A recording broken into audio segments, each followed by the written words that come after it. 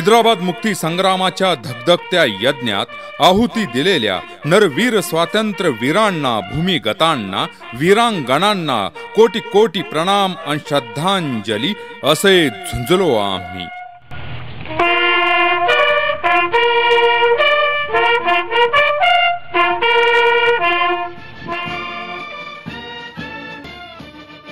श्रोतेहो, प्रसारित करीत आहोत असे झुंजलो आम्ही या कार्यक्रम मालिकेचा भाग 13वा.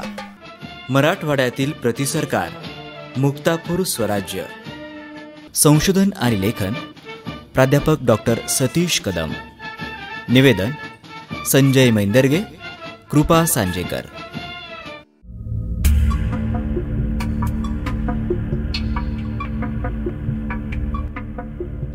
श्रोते हो, हैदराबाद संस्थानाच्या निजाम राजवटीतून स्वतंत्र होण्यासाठी सर्वत्र आंदोलन सुरू होतं. आंदोलक ज्याप्रमाणे आक्रमक होऊन आपल्या मागण्यांवर ठाम होते, त्याप्रमाणे निजामाची फौज स्वातंत्र्य सेनानींना चिरडून टाकण्यासाठी सज्ज झाली होती. त्यामुळे जागोजागी दडपशाहीचं धोरण चालू होतं. उस्मानाबाद जिल्ह्यात तर मोहम्मद हैदरसारखा कलेक्टर दर्जाचा माणूस आता हैवानासारखा वागायला लागला होता. त्याने चिलवडी, देवधानोरा आणि नंदगावसारखी गावं जाळून टाकली. पोलीस आणि रझाकारांचे अत्याचार तर वर्णनापलीकडचे आहेत. अशावेळी दाब दडपशाहीची पर्वा न करता उस्मानाबाद जिल्ह्यातील 65 गावांनी स्वतःला स्वतंत्र करत मुक्तापूर स्वराज्याची स्थापना केली.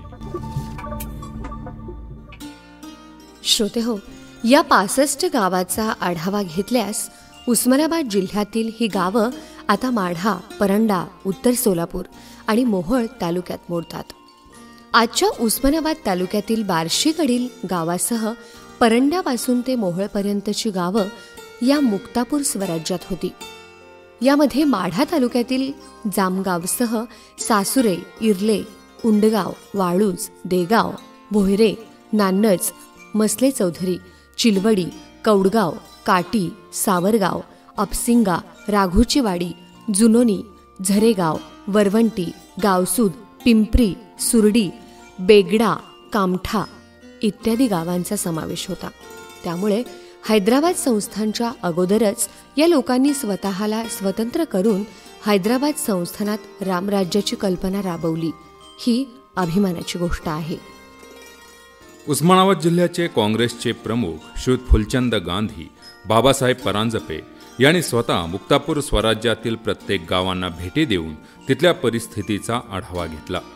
गावागावात आपापसात भांडणं व्हायची, तेव्हा मुक्तापूर स्वराज्यातील लोक त्या गावाला भेट देऊन सर्वांना समजावून सांगायचे, बाबांनो, आपापसात भांडून कसं भागेल? आपला शत्रू वेगळा आहे. आपली शक्ती अशा किरकोळ बाबींवर खर्चू नका. अशा प्रकारच्या हृदयस्पर्शी बोलण्यामुळे लोकांचे गैरसमज दूर होऊन कोर्ट कचेऱ्या न करता जागेवरच खटले निकाली निघायचे. श्रोते हो, जूनमध्ये स्थापन झालेल्या या सरकारला आता 3 महिने झाले होते, तर भारताच्या स्वातंत्र्याला 1 वर्ष पूर्ण झालं होतं. हैदराबाद संस्थानच्या स्वातंत्र्याचा घोळ चालूच होता, परंतु मुक्तापूर स्वराज्य हा तालुका स्वतंत्र होता. त्यामुळे निजामाची पर्वा न करता या लोकांनी 15 ऑगस्टचा दिवस मोठ्या दिमाखात साजरा केला. जामगाव या आपल्या राजधानीच्या ठिकाणी स्वातंत्र्याच्या निमित्तानं मोठ्या समारंभाचं आयोजन करण्यात आलं होतं. मुख्य प्रशासकांनी झेंडा फडकावल्यानंतर आपल्या पोलिसांकडून सलामी घेतली. या कार्यक्रमासाठी उस्मानाबाद जिल्ह्यातील स्वातंत्र्य सैनिक, नागरिक मोठ्या प्रमाणावर हजर होते. मुक्तापूर स्वराज्याचा कारभार करत असताना लोकसहभाग महत्त्वाचा होता. स्वातंत्र्य सैनिक आणि स्टेट काँग्रेस विषयी लोकांमध्ये विश्वास निर्माण करणं गरजेचं असल्यानं प्रसिद्धी विभागानं चोखपणे आपलं काम केलं. त्यामुळे मुक्तापूर स्वराज्याची कल्पना लोकांमध्ये रुजली आणि स्थानिकांचा पाठिंबा वाढू लागला. साहजिकच स्वतःहून लोक यात सामील झाले. मोठ्या जमीनदारांनी देणग्या आणि सर्वसामान्य लोक अन्नधान्य देण्यासाठी पुढे आले. परंतु आता कुठे निजाम राजवटीपासून मुक्त होत असताना पुन्हा त्यांच्यावर भार नको म्हणून लोकांनी देऊ केलेल्या मदतीला त्यांनी नम्रपणे नकार दिला. याशिवाय लोकांच्या मनात विश्वास निर्माण झाल्यानं उत्साही लोकांनी आता स्वतःहून प्रभात फेरी, झेंडावंदन, राष्ट्रीय शिक्षण यात भाग घ्यायला सुरुवात केली. अनेक पंचायतींनी आपल्या गावात स्वतःहून तिरंगा झेंडा फडकावला. लोकांच्या घरावरही जोमानं तिरंगा फडकायला लागला. त्या काळात बार्शी, सोलापूर या ठिकाणी सहजपणे झेंडे उपलब्ध व्हायचे.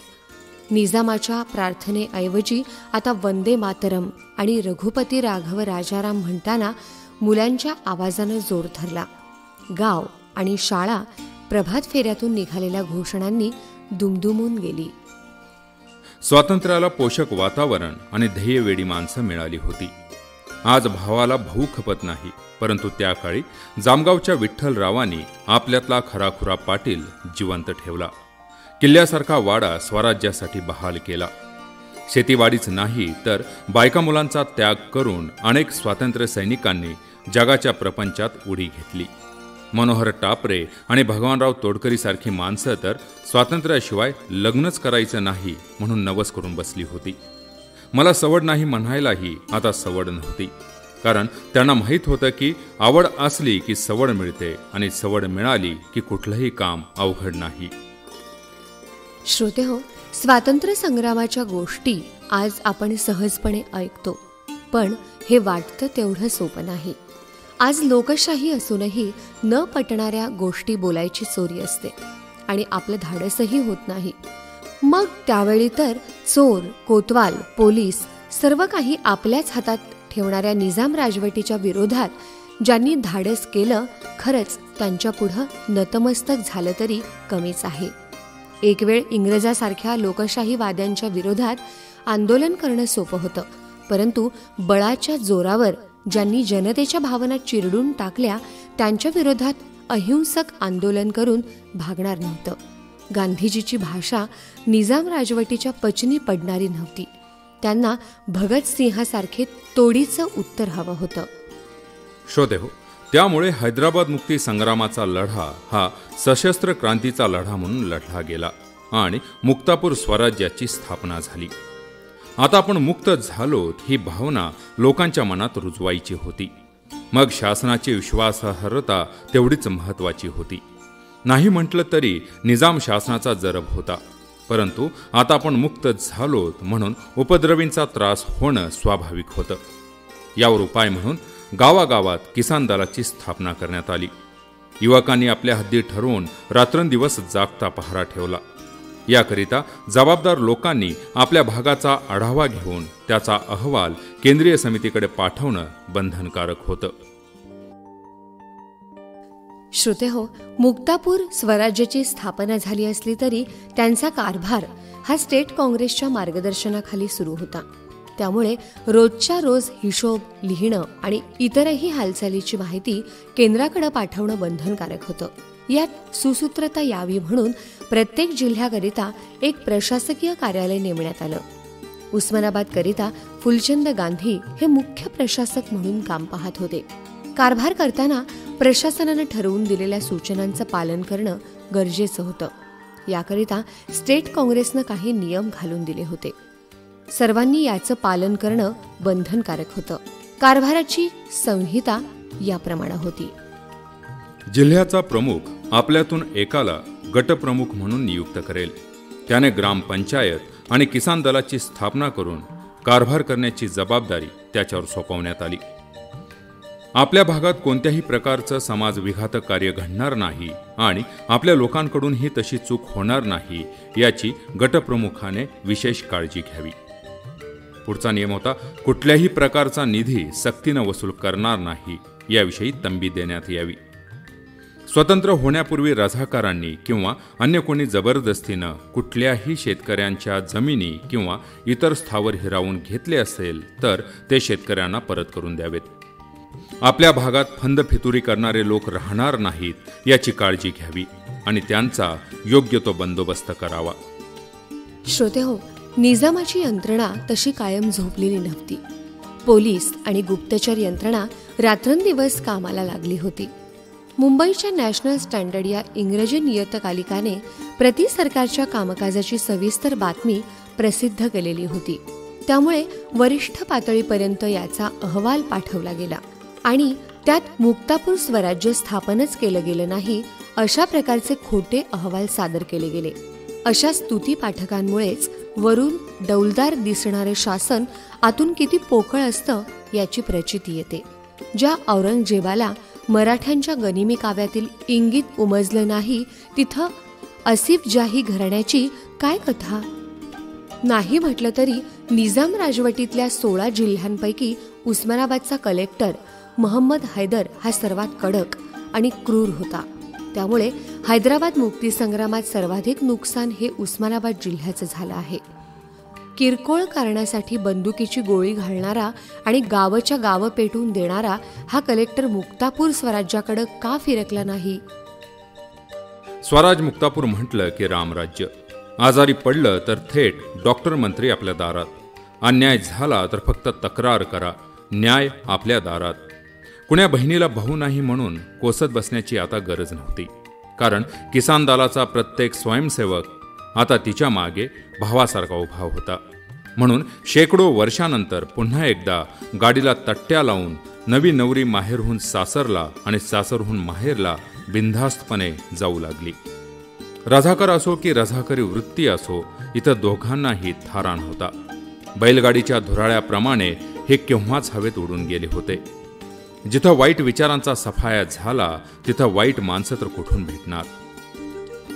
श्रोतेहो, स्वातंत्र्याच्या वेळी जनतेच्या सरकारकडून अपेक्षा तर काय होत्या. वीज, पाणी, रस्ते अशा ऐतखाऊ कल्पना नव्हत्या. त्यांना हवं होतं बिनधास्तपणे श्वास घेऊ देणारं आपलं शासन, आपली माणसं जी आपली काळजी करतील. चोर दरोडेखोरापासून संरक्षण आणि रझाकार सावकार पाटील आणि कुलकर्ण्यांच्या जाचापासून मुक्तता. हेच तर दिलं मुक्तापूर स्वराज्यानं. म्हणूनच दिवसेंदिवस या शासनाची लोकप्रियता वाढीस लागली. रात्री बेरात्री लोक बाहेर येण्याचं धाडस करायला लागले आणि बिनधास्त झोपायला लागले. वाळूजला फुलचंद गांधींच्या पाहुण्याच्या वाड्यात मुक्तापूर स्वराज्याच्या कोर्टाचं कामकाज सुरू झालं. न्यायदानाचं कामकाज चोखपणे आणि निपक्षपाती असल्यामुळे लोकांची गर्दी वाढायला लागली. मुक्तापूर स्वराज्याचा न्यायाधीश हा कोर्टात बसून न्यायदान करत नव्हता, तर तो जागेवर जाऊन न्यायदान करायचा. कुठलाही खटला एका आठवड्यात निकाली निघायचा. खऱ्या अर्थानं आज दिसणारं लोक न्यायालय हे मुक्तापूर स्वराज्यानं केव्हाच राबवलं होतं. हे ऐकल्यावर आश्चर्य वाटायला नको. श्रोतेहो, जुलमी सत्तेपासून सुटका, लोकहितकारी प्रशासन, योग्य न्यायदान, संरक्षणाची हमी अशा कितीतरी गोष्टीनं मुक्तापूर स्वराज्यातील लोकांच्या मनात घर केलं होतं. कोतवालच नाही तर बड्या बड्या पाटलांनी स्वतःहून यात सामील व्हायला सुरुवात केली होती. गुंडांनी गाव सोडलं तर सावकारांनी महिन्यांची गणती सरळ भाषेत करायला सुरुवात केली. साक्षात रामराज्य अवतरल्याची भावना निर्माण झाल्यानं सुरुवातीला परके वाटणारे स्टेट काँग्रेसचे कार्यकर्ते आता जनतेच्या गळ्यातील ताईत बनले. त्या वर्षीचे सर्व सण समारंभ प्रथमच मोठ्या थाटामाटात साजरे करण्यात आले.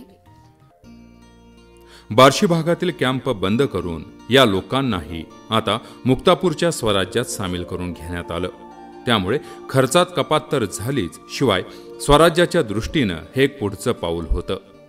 विश्वंभरराव हराळकरांसारखी माणसं आता या स्वराज्याला लागणारी शस्त्रास्त्र पुरवण्याचं काम करू लागले. खरं तर आता तयारी एवढी भक्कम झाली होती की निजामाचं लष्कर जरी आलं तरी 2 हात करायला उस्मानाबाद जिल्ह्यातला स्वातंत्र्य सैनिक आसुसलेला होता. जिंकू किंवा मरू या घोषणेऐवजी आता फक्त जिंकूच एवढी उर्मी त्यांच्यात निर्माण झाली. 200 वर्षानंतर आता कुठे रामराज्याचा आनंद उपभोगायला मिळाला होता. सुखद अनुभव असला की दिवस पुरत नाहीत असं म्हणतात. असंच काहीसं मुक्तापूर स्वराज्याच्या बाबतीत झालं. जुलमी राजवटीला झुगारून आता स्वशासन निर्माण झालं. पाहता पाहता सर्वत्र याचा अंमल सुरू झाला. स्वराज्याची कदर करत लोकांनी स्वतःहून यात सहभाग घेतल्यानं कारभार करताना अनेक सुखद अनुभव पाहायला मिळाले. तसं पाहिलं तर हे हंगामी सरकार होतं, त्यामुळे त्याचा कालावधीही थोडाच असणार हे माहीत होतं. बघता बघता दिवस कसे निघून गेले कळालं सुद्धा नाही. 17 सप्टेंबर 1948 हैदराबाद संस्थान अखंड भारतात विलीन झालं. हैदराबाद राज्याचा कारभार करण्यासाठी मेजर जनरल जयंतीनाथ चौधरी यांची लष्करी प्रशासक म्हणून नियुक्ती करण्यात आली. आता हैदराबादचा कारभार हा अखिल हिंदुस्थानच्या वतीनं सुरू होणार होता. त्यामुळे पर्यायी व्यवस्थेसाठी निर्माण झालेल्या मुक्तापूर स्वराज्यानं आपला कारभार आहे त्या परिस्थितीत बंद करून आपल्या जिल्हा प्रमुखाकडे रिपोर्ट करावा असा आदेश आला. स्टेट काँग्रेसच्या आदेशानुसार सर्व मंत्रिमंडळाला तातडीचा आदेश पारित करण्यात आला की आपण आहात तेथून त्वरित राजधानी जामगावकडे कूच करावं. आदेशाची त्वरित अंमलबजावणी झाली. मिळेल त्या साधनानं सर्व स्वातंत्र्य सैनिक जामगावच्या दिशेनं मार्गक्रमण करते झाले. श्रोतेहो, निजामाचा अमीन आणि आपला फौजदार यातला फरक या 4 महिन्यात लोकांना दिसला होता. एरवी पोलीस म्हटल्यानंतर नाक वाकडं करणाऱ्यांना आता पोलिसांचा जणू लळा लागला होता. तिकडे पोलीस ॲक्शन चालू असले तरी आपले सैनिक बेसावध राहायला तयार नव्हते. रात्रंदिवस चाललेल्या धावपळीत हैदराबाद मुक्त झाल्याचा संदेशही या लोकांनी आकाशवाणीवरच ऐकला होता. त्यामुळे वाळूज, देगाव, सासुरे, मसले अशा कितीतरी गावातून मुक्तापूरचं हंगामी सरकार माघारी फिरायला लागलं. याचा थाट तर काय म्हणाल, जणू युनोच्या वतीनं एखाद्या देशात शांतता प्रस्थापित करायला गेले होते. श्रोतेहो, जीव लावला की दूर जाणाऱ्याला निरोप देताना जीव गेलाच म्हणून समजा. तीच अवस्था आता या स्वातंत्र्य सैनिक आणि जनता यांची झाली होती. त्या गावात या लोकांच्या जंगी मिरवणुका निघाल्या. वाजंत्री, हलग्या, टाळकरी आणि सुवासिनींचं ओवाळणं यामुळे संपूर्ण वातावरण बदलून गेलं. गावात आता फक्त पाण्याचा सडा नव्हता, तर लोकांच्या अश्रूंनीही सडा घालायला सुरुवात केली होती. म्हातारी कोतारी संधीकर डॉक्टरांच्या गळ्यात पडून जाऊ नका म्हणून विनवायला लागली, तर टापरे, तोडकरीसारख्यांना तरणी पोरं आम्हाला सोडून जाऊ नका म्हणून हात धरायला लागली. बाया बापड्यांनी तर ओक्साबोक्सी रडून सारा गाव गोळा केला. लहान पोरांना हा काय प्रकार आहे ते कळेनासं झालं. आईबाप रडतायत म्हणून त्यांनीही सूर धरला. श्रोतेहो, अशा रीतीनं प्रत्येक गावातून वाजत गाजत आपले वीर जामगावला एकत्र जमा झाले. फुलचंद गांधींनी सोलापुरातून 5-6 ट्रकची व्यवस्था केली होती. राजधानीच्या भोवती लाभलेले भूसुरुंग निकामी करण्यात आले. सर्व शस्त्रांची आणि माणसाची पुन्हा एकवार गणती झाली. राजधानी मुक्तापूर स्वराज्य मौजे जामगावच्या विठ्ठलराव पाटलांच्या गढीवर भारताचा तिरंगा आणखी जोमानं फडकायला लागला. निघण्याची वेळ जवळ आली. मुख्य प्रशासक फुलचंद गांधी, कॅप्टन व्यंकटराव जोशी यांनी पुन्हा एकवार आणि कदाचित शेवटची सलामी स्वीकारली. बिगुल जोरजोराने वाजायला लागले. राष्ट्रगीत संपलं आणि पुन्हा एकदा झेंड्याला सॅल्यूट ठोकून जामगावच्या राजधानीवरचा झेंडा उतरला गेला. खरं तर हा आनंदाचा दिवस, परंतु सर्वांना दुःख होतं ते आपण आता एकमेकांना कधी भेटणार याचंच. जामगाव आणि पंचक्रोशीतून हजारो लोक या निरोप समारंभाला उपस्थित होते. सामान गाडीत भरलं, गाडीला तिरंगा लावला आणि ड्रायव्हरने गाडीचं स्टार्टर मारलं. त्या क्षणी गाड्या चालू झाल्या, परंतु तिथे आवाज गाड्याचा नाही तर माणसांच्या रडण्याचा येऊ लागला. जो तो धाय मोकलून रडायला लागला. कोण कोणाच्या गळ्यात पडतंय हे समजायला तयार नव्हतं. बिचारे ड्रायव्हर. लग्नाच्या अनेक सुपाऱ्या घेतल्या, परंतु कुठेही असं वातावरण पाहिलं नाही. म्हणून अलगदपणे त्यांनीही आपल्या बाहीनं आपले डोळे पुसले आणि भारत माता की जय म्हणत सर्वांनी जड अंतकरणाने उस्मानाबादकडे मार्गक्रमण सुरू केलं. श्रोतेहो, जामगाव, सुरडी, इर्ले, वैराग, बार्शी, येडशी मार्गे ही मंडळी उस्मानाबादमध्ये दाखल झाली. आपल्याकडे असणाऱ्या अत्याचाराची सविस्तर यादी बनवण्यात आली. निजामाने शरणागती स्वीकारताच उस्मानाबादचे कलेक्टर महम्मद हैदर बेंबळी मार्गे हैदराबादकडे पळून गेले होते. त्यामुळे प्रभारी व्यवस्थापक आणि पोलीस प्रमुखाची भेट घेऊन सर्व हत्यारे सरकारकडे जमा करण्यात आली. कालपर्यंत खुले आम बंदुकीचा पट्टा अडकवणाऱ्यांना आता यावर बंधन घालण्यात आलं. भगवान तोडकरी आणि निलंग्याचे शेषराव वाघमारे यांच्या खांद्यावरचा पट्टा तर केवळ आंघोळीपुरताच निघायचा. गेल्या कित्येक दिवसात घराचं तोंडही न पाहिलेल्या स्वातंत्र्यवीरांना स्वातंत्र्याचा आनंद आपल्या आप्तजनासोबत स्वतंत्रपणे साजरा करायचा होता. परंतु स्टेट काँग्रेसचा आदेश आला, कुणीही विचारल्याशिवाय आपलं गाव सोडू नये. रझाकारांनी केलेल्या अत्याचारामुळे सर्वसामान्यांच्या मनात आता सुडाची भावना निर्माण झाली. खुलेआम मुस्लिमांच्या कत्तली सुरू झाल्या. जे खरंच दोषी होते त्यांनी हैदराबादच्या दिशेने पळ काढला. परंतु त्यांची शिक्षा साध्या भोळ्या माणसाला मिळू नये म्हणून स्वातंत्र्य सैनिक पुढे आले. याचाही सविस्तर कार्यक्रम तयार करण्यात आला. श्रोतेहो, मुक्तापूरच्या राजधानीकरिता ज्याप्रमाणे जामगावच्या पाटलांनी आपला वाडा रिकामा केला, त्याप्रमाणे उस्मानाबाद परिसरातल्या मुसलमानाला आश्रय देण्याकरिता फुलचंद गांधीचा वाडा सज्ज झाला. प्रत्येकाची जबाबदारी निश्चित करण्यात आली. उस्मानाबाद आणि परिसरातील मुस्लिम मोहल्ल्यात फिरून धीर द्यायला सुरुवात केली. जीवाच्या भीतीनं गड्या माणसांनी घरं सोडली तर बायका पोरांना कोण सांभाळणार, यासाठी गल्लीबोळात फिरून दिवसाकाठी बायका मुलं गांधीच्या वाड्यात आणली जायची. रात्र झाली की त्यांना त्यांच्या घरापर्यंत पोहोचवण्याची जबाबदारी त्यांचीच राहायची. विश्वासानं बायका मुली या स्वातंत्र्य सैनिकांसोबत घरी जायच्या. या दरम्यान कुठलीही तक्रार आल्याचं कुणाच्याही ऐकिवात नाही. एकरावर पसरलेला फुलचंद गांधींचा वाडा अशा निर्वासितांना कमी पडायला लागला. काही जणींच्या नवऱ्याचा पत्ताच लागत नव्हता. अशांना रात्रंदिवस तेथेच आश्रय दिला. तर 2 मुस्लिम बायकांचं बाळंतपण गांधींच्या वाड्यातच झालं.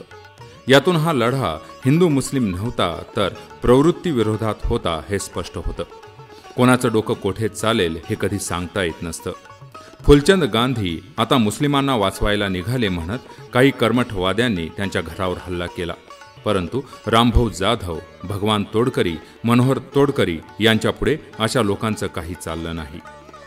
अशा रीतीनं मुक्तापूर स्वराज्याची कल्पना राबवून आपल्या लोकांनी राज्यकारभार कसा करावा याचाही आदर्श घालून दिला. आता आपण त्यातला फक्त आदर्श एवढाच शब्द घेतो आहोत की काय, असा प्रश्न पडतो. परंतु ज्यांनी आपल्या संसाराची फिकीर न करता राष्ट्राची काळजी वाहिली, त्यांचं बलिदान विसरता कामा नये. कारण अशा महान विभूतींमुळेच पुढे 17 सप्टेंबर 1948ला हैदराबाद संस्थान निजामाच्या तावडीतून मुक्त होऊन आजचा एक संघ भारत तयार झाला. अशा विभूतींच्या पुढे नतमस्तक होताना आपले कर आपोआप जुळून येतात आणि तोंडातून शब्द बाहेर पडतो, जय हिंद, जय हिंद. चलते भी गए, कहते भी गए, आजादी के परवाने, जीना तो उसी का जीना है, जो मरना वतन पे जाने.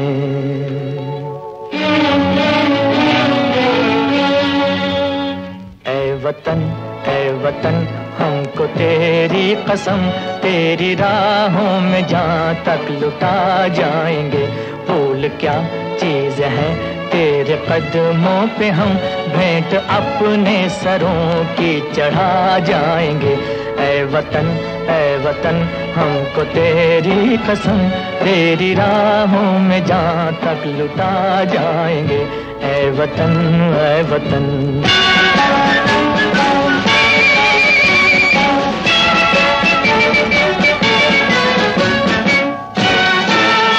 कोई पंजाब से, कोई महाराष्ट्र से, कोई यूपी से है, कोई बंगाल से. कोई पंजाब से, कोई महाराष्ट्र से, कोई यूपी से है, कोई बंगाल से. तेरी पूजा की थाली में लाए हैं हम, तेरी पूजा की थाली में लाए हैं हम, फूल हर रंग के आज हर डाल से. फूल हर रंग के आज हर डाल से. नाम कुछ भी सही पर लगन एक है, जोत से जोत दिल की जगा जाएंगे. ऐ वतन, ऐ ऐ वतन हमको तेरी कसम, तेरी राहों में जा तक लुटा जाएंगे, ऐ वतन ऐ वतन।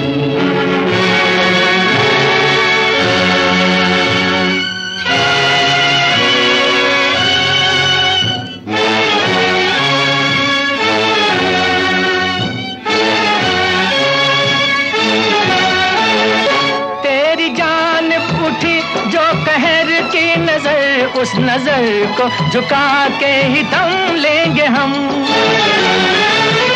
तेरी जान उठी जो कहर की नजर, उस नजर को झुका के ही दम लेंगे हम। तेरी धरती पे है जो कदम गैर का, उस कदम का निशान तक मिटा देंगे हम, उस कदम का निशान तक मिटा देंगे हम। जो भी दीवार आएगी अब सामने, ठोकरों से उसे हम गिरा जाएंगे, ऐ वतन हमको तेरी कसम, तेरी राहों में जा तक लुटा जाएंगे।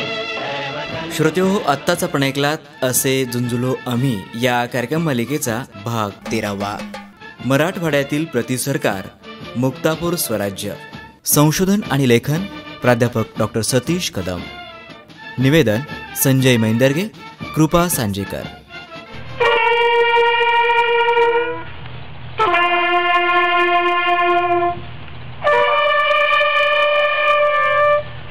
हैदराबाद मुक्ती संग्रामाच्या धगधगत्या यज्ञात आहुती दिलेल्या नरवीर स्वातंत्र्य वीरांना, भूमिगतांना, वीरांगणांना कोटी कोटी प्रणाम आणि श्रद्धांजली असे झुंजलो आम्ही।